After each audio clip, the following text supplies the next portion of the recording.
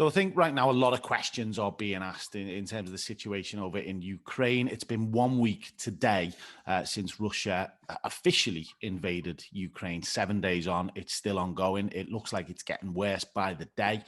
For me, I'm a little bit useless at following international politics and affairs around the world. I think many of us are, but when we see something like this, we're kind of gripped to the screens, to our phones, to see what is going on. So we thought we'd get someone on to try and explain things in a kind of simple way and let us understand really what that situation is all about. So we found someone great. He's from the University of Liverpool. He's a lecturer in international politics, and his name is Dr. Alex Mackenzie. Alex, thank you so much for chatting to us today.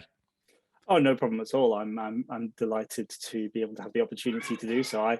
I love discussing anything IR, global politics. So this is stuff that I'm fascinated in understanding myself. And while I don't have all the answers, of course, I certainly have been reading and following a lot of this as it's gone on over the past week or so. Alex, just tell us, Alex, what is the situation over there? How did it start? Why did it start? Has it kind of been escalating for months, for years? Just explain to us where we're at and why we're at this position we're in now. Sure. So what we have seen over the past a few decades, of course, is we saw the end of the USSR, the collapse of the USSR at the end of the Cold War. That's of course left. That's of course meant that the USSR pulled out of Eastern Europe. We've seen those states increasingly move towards the West, move towards becoming NATO members, move towards becoming EU member states. And this seems to have troubled Putin in particular. Now, I personally don't buy this view that NATO is the cause of all these problems. In fact, I wonder myself, had say Eastern European states like Poland and the Baltic states not joined NATO, how Russia would have responded and how the West would have, how Poland would have responded. Would that have helped? Would them joining the EU and NATO have prevented them becoming a democracy, for example, because they would have been insecure given their, I think, or they might have sensed insecurity because of their history with Russia. But Ukraine, and moving back to Ukraine specifically, seems to be a particular red line for Russia. I think there's an element, in my view, of Russia being a declining state. It might seem powerful, it has a number of troops, but Russia is nothing like as powerful as it was during the Cold War as the USSR. I think there's an element of declinism here and concern about declinism, and the fact that it senses it's kind of losing this, losing in any sort of conflict with the West over parts of Eastern Europe. Now, I would say, I have the feeling more and more, I wasn't sure I was convinced by this to begin with, but I have the feeling more and more that what's happened over the past couple of years in particular is that Putin and his inner circle almost seem to have worked themselves up about Ukraine, and we've heard this language of denazification and neutralization of Ukraine. I think they've worked themselves up into almost believing what they're saying, almost like if they enter Ukraine, certainly Eastern Ukraine, they will be welcomed almost as liberators, because Ukraine's not really a real country anyway. And I think they've worked themselves up in this way over the past few years. I also think this is possibly a tendency in non-democratic states where leaders surround themselves with probably uncritical individuals. So of course, if you carry on hearing this from your inner circle over and over again, then what you believe becomes true, regardless of whether of how based in reality it is. And I think that's been one of the big shocks in Ukraine. I'd also go back to over the past few years, we've seen, of course, Russia increasingly make these little gains here and there, like with Georgia, with Eastern Ukraine. And I wonder if, we've often seen Putin as this very able individual, and I think he's taken a massive gamble on Ukraine. I mean, if we look at the gains from the past, in his view, they're very small. And all of a sudden, we've seen this massive, great big use of 200,000 troops in Ukraine, and things aren't working out as they expected them to. So I think there are several different aspects in terms of how we've got to where we are. In terms of the conflict right now that you were asking me about as well, what we're seeing now, I think, is Russia really increase the pressure. Initially, I think there was no attempt to gain air superiority or limited use to do so, or a limited attempt to do so. They are now starting to commit more and more. I believe that about 75% of their troops are now committed in Ukraine, and we've seen them gain their first city today, Kherson, if I remember correctly, which is important in that kind of southern area of Ukraine. But if you look at the map, of course, there's still a lot to go. There's still Kiev to go. And this may well be one of this is, of course, being the capital is going to be one of their main objectives. But things aren't progressing, it seems, in the way they expect. Alex, just go back again for me. Sure. What is it that Putin wants with Ukraine? Why has he had his eye on this country? Is it because of the way things were in the past? What is there for him? If he does take it over, what does he get out of that? This is the big puzzle, and I think many academics and many commentators are saying this at the same time. What are the actual objectives here? We don't know. But what I would say is that I think that this is, my view maybe is that this is really a country very, very close to Russia, both geographically, of course, but also in terms of history. And this is one of the last places that they feel they can lose, I guess, because, of course, the rest of Eastern Europe has already turned very clearly towards the West. But in terms of what's going on right now and the objectives right now, I don't know. It doesn't seem to make much sense, especially given the conflicts of the past 20 years, where we've seen Iraq, Afghanistan, and I appreciate that Ukraine has different problems and different kinds of fighting occurring right now.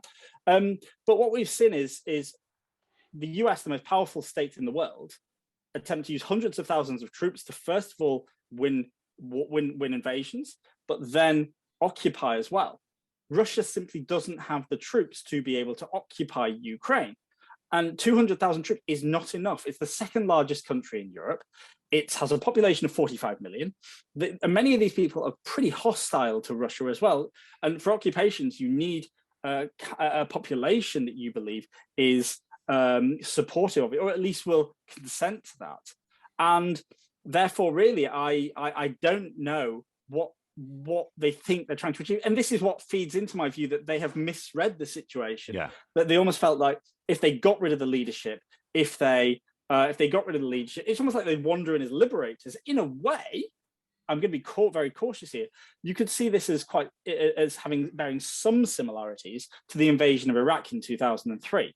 I'm cautious there, but we'd walk in, we'll be liberators, they'll welcome us as liberators. They almost seem to have convinced themselves of this. Maybe I'm wrong, but it is a feeling I have. But we don't actually know what their objectives are or how they're going to achieve them. I think it's really a very challenging and a very challenging situation to really make sense of, as I said, especially given what's happened in Iraq and Afghanistan over the past 20 years. Do you think that Putin expected this level of resistance from Ukraine? Because obviously they really have fought back. They're fighting back. They're not giving up by any means. The people, the government there, the president, which we'll talk about in a second. Sure. Did Putin expect any of this resistance?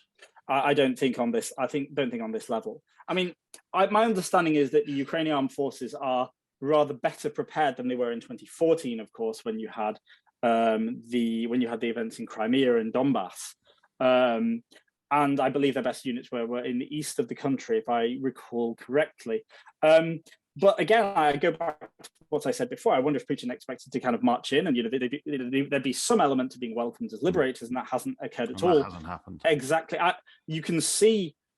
I'd even say, and it has actually been classed by people who know more about military affairs than I have as pretty unimpressive and even amateurish in parts, especially logistic aspects of the conflict. We've seen how long it's taken for them to achieve their goals, and I think Putin expected a pretty quick victory. Relations with the West would normalize, but actually what we've seen is this huge amount of support for Ukraine, a massive and I'd say unprecedented levels of economic damage to Russia on its way.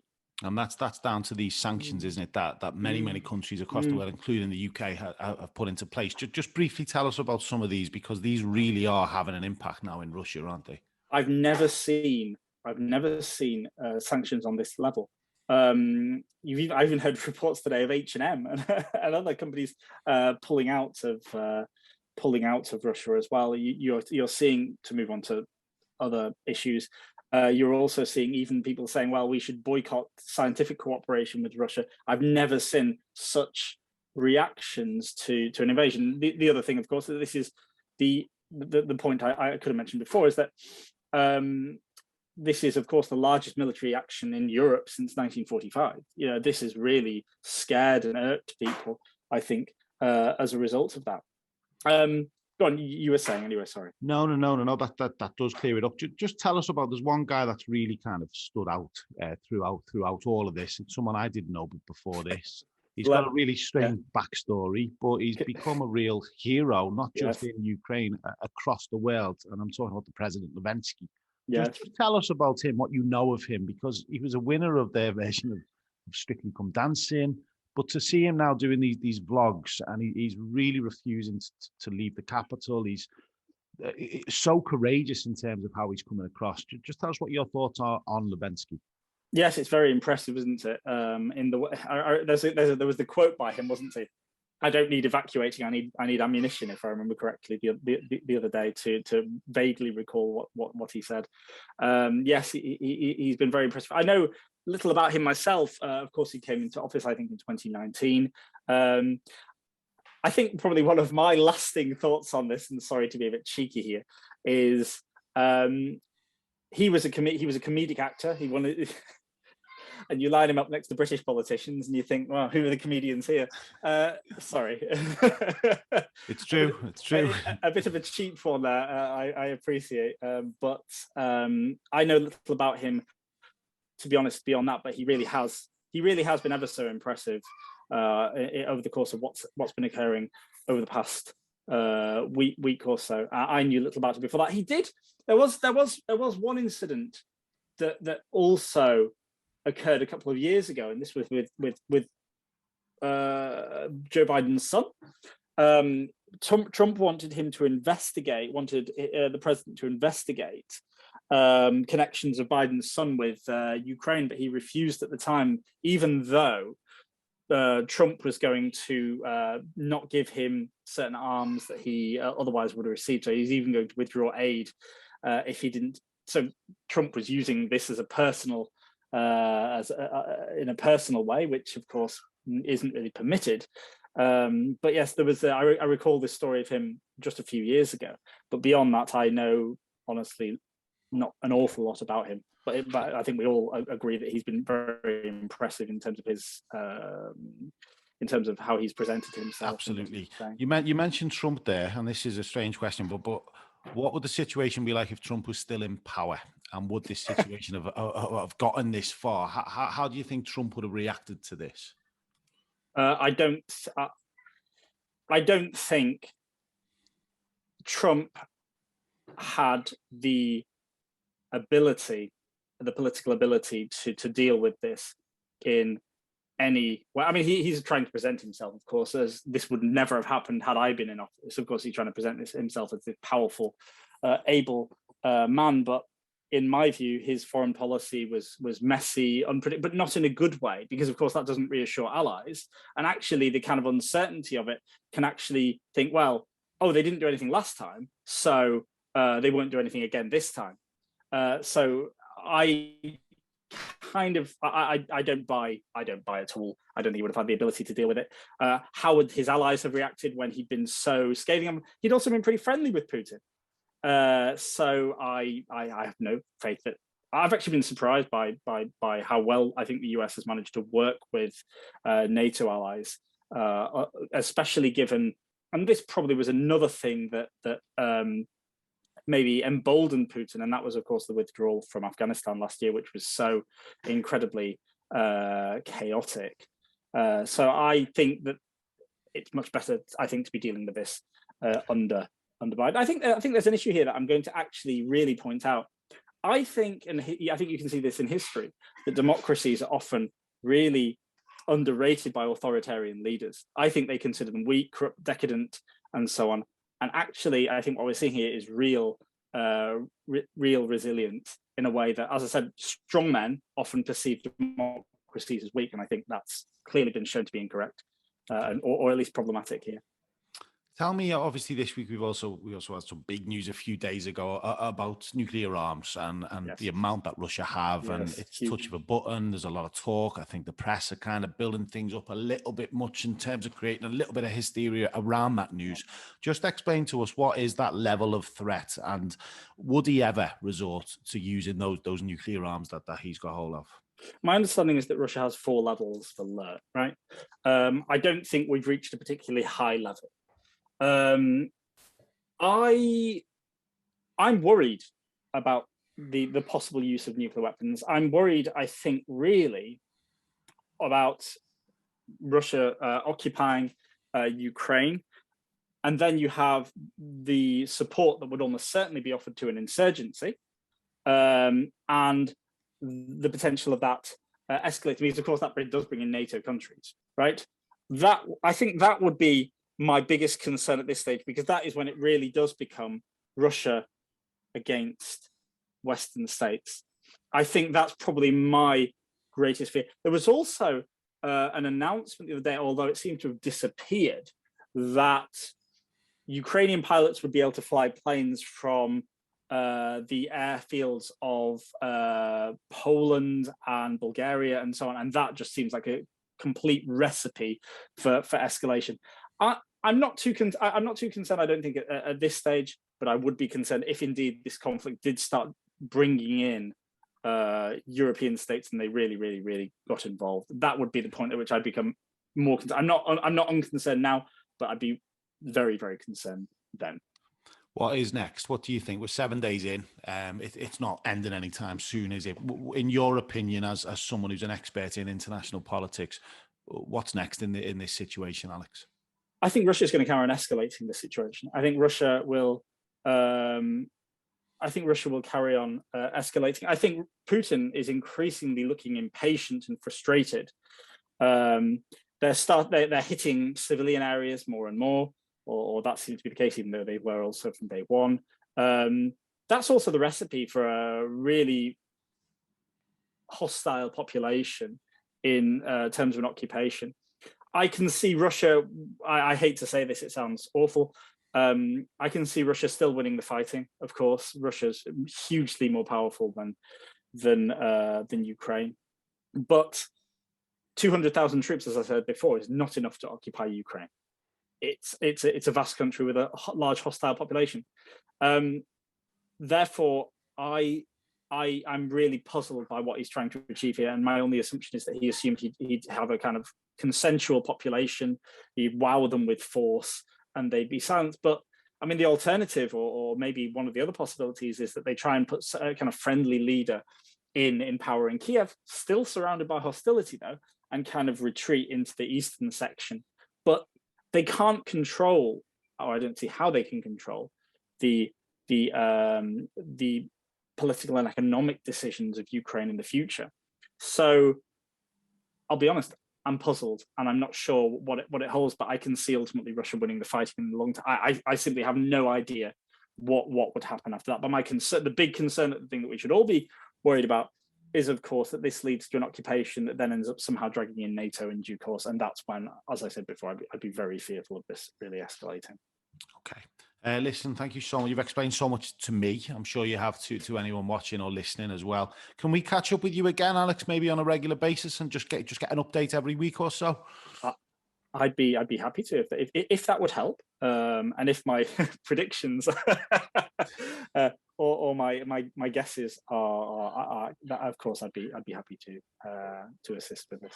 Well, listen, thank you so much for chatting. We'll let you get back to your 2-year-old, who we could hear in the background, Dr. Alex Mackenzie, lecturer in international politics at the University of Liverpool. Thanks, Alex. No problem at all.